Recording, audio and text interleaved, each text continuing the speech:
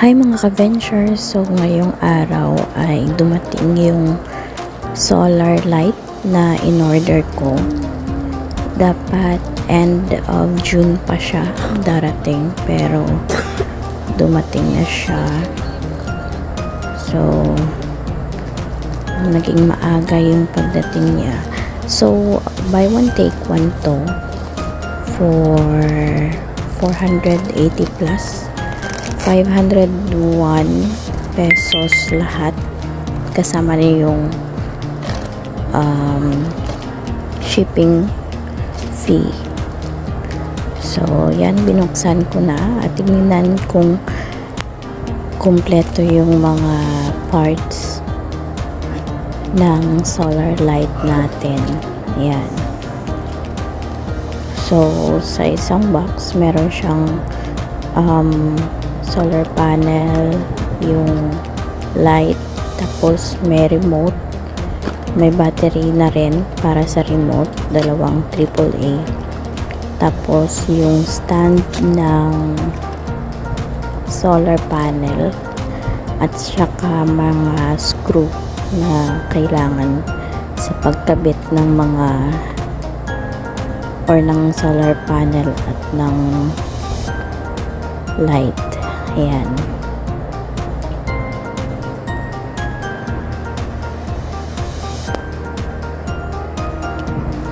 Ayan. So, makikita nyo yung cord. Yan yung stand. Yung mga screws. Meron din siyang yan, dalawang batteries para sa remote ng light. Ayan. So, kada set meron siyang remote control. So yan, nitry natin i-connect para mat-test if gumagana. Yun, kinonnect ko na yung wire. BNC yan ang tawag dyan sa wire. Yan din yung mga wire na ginagamit nila sa mga CCTV cameras. Ayan. So yung wire, pagkabit mo, may cover pa siyang parang rubber para hindi mabasa if ever na sa labas nyo siya i-install. Ayan, nilagay ko na yung batteries ng remote. So dalawang AAA batteries yung kailangan para sa remote control ng light. Meron siyang remote for on and off button. Merong automatic siya. If ni-press mo yung automatic siyang iilaw if in case na hindi na siya or yung solar panel hindi na nakaka-detect ng sunlight. So pag 5 PM or 6 PM na medyo madilim na, yan, iilaw na siya. So sa remote control merong siyang option na pahinain yung ilaw. Tapos merong 8 hours, 5 hours, or 3 hours. Ayan. So for example, yan yung red button, yung automatic. So pag hindi na siya detect ng sunlight, automatic siyang iilaw. Pag ni-press mo yung or select mo yung 3 hours, pag hindi na siya makadetect ng sunlight, yung solar panel hindi makadetect ng sunlight, so iilaw siya ng hanggang 3 hours. Merong option for 5 hours or 8 hours. Ayan. Yan yung pag-automatic siya. Meron ding on-off yung remote control. Yan yung ikalawang set. So, nilagay ko na rin yung remote, yung battery sa remote control at yung stand ng solar panel. So maganda naman siya kasi kumpleto yung bawat set, kasama na yung batteries ng remote control. So ilalagay ko lang siya dito sa may sala at sa may labas ng pintuan ng dalawang kwarto, para if in case na mag-burn out, meron kaming ilaw. Yan, try ko siyang i-on. Yan, kakabit muna yung DNC wire. Yan, tapos ilagay nyo yung parang rubber niya, higpitan nyo para hindi siya mabasa if sa labas nyo siya or outdoor nyo siyang ilalagay. Yan, may ilaw siya. Yung remote control, pwedeng for example malapit kayo sa dalawang ilaw, pwede rin isang remote control lang kasi nakokontrol niya rin yung isang ilaw.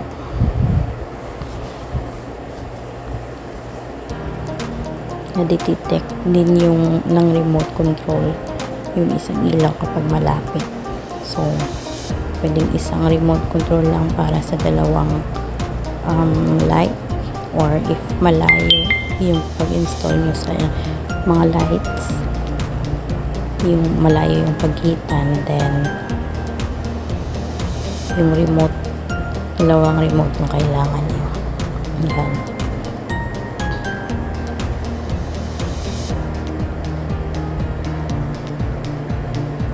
Yan, maganda naman siya. So titignan natin bukas. Yung gagawin ko, i-install ko siya ngayong gabi, tapos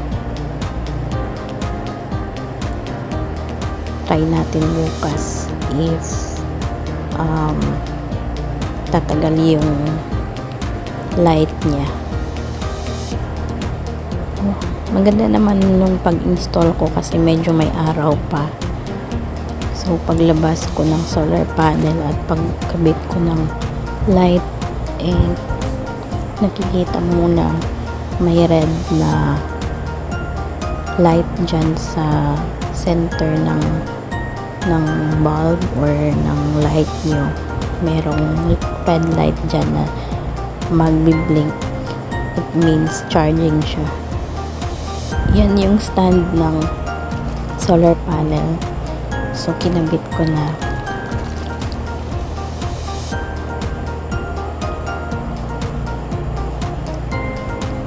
So yung pag-install ko ng solar panel sa taas lang siya ng bubong, hindi ko in-install na kumapit talaga. So meron dong kahoy sa may bubong namin, doon ko lang siya nilagay. Parang sinabit ko lang na naka upward siya para maarawan. Yan. Yan, palabas yung yung screw kasi para ma-adjust nyo siya if ever na i-adjust nyo yung stand ng solar panel. Yan.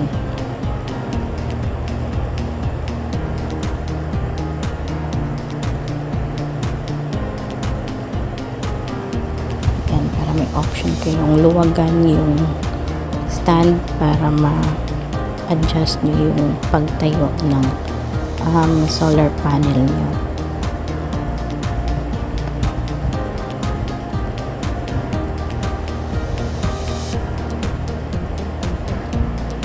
So mura lang talaga siya kasi buy one take one, 500 pesos or 501 pesos lang lahat, kasama na yung shipping fee.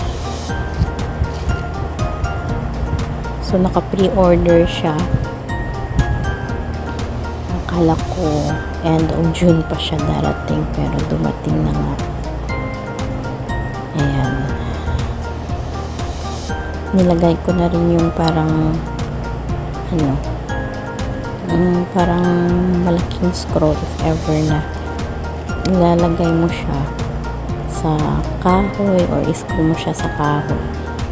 Nilagay ko dyan para hindi na mawala kahit hindi ko siya gagamitin nandyan lang siya sa solar panel. In case ililipat ko, naka-ready na siya.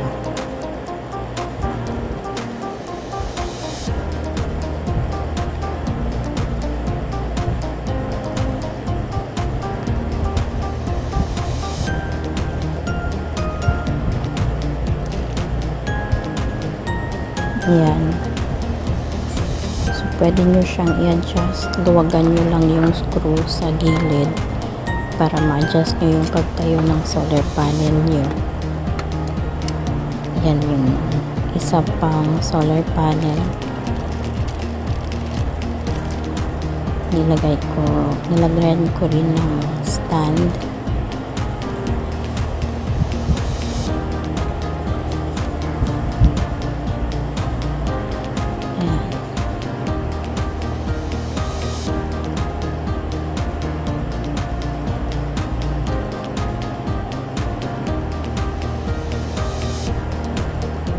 So, hopefully, tatagal siya. Minsan lang naman yung burnout dito.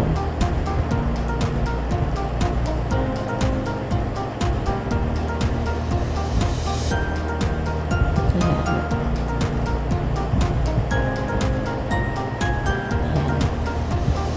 Ayan, para ma-adjust nyo if yun na yung gusto nyong pagtayo ng solar panel, then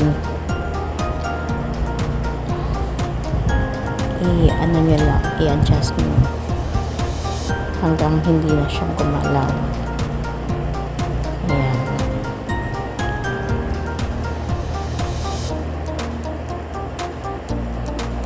So, okay yung dalawang light at nakita ko na rin yung pag-charge niya. So, nag-charge din yung dalawa. Kasi na-install ko na siya. Mag-video ako ulit kung saan ko sila in-install. At ipapakita ko sa inyo kung ano yung itsura niya tuwing nag-charge siya. So, hanggang dito na lang. Thank you for watching. Bye guys!